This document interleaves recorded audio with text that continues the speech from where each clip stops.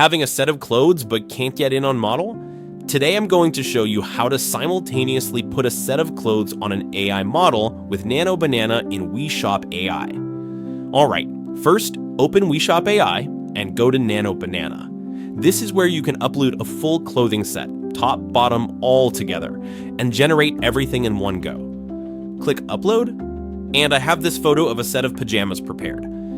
Notice that the image I'm using is in a plain white background. If you want your product to be recognized by AI, you need to upload a photo with background as clean as possible.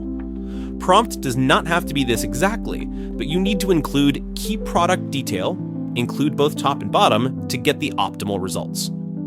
And this is the result.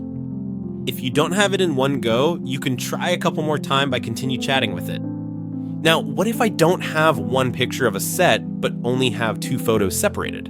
Let's see what will happen. It does it perfectly. Now try for yourself.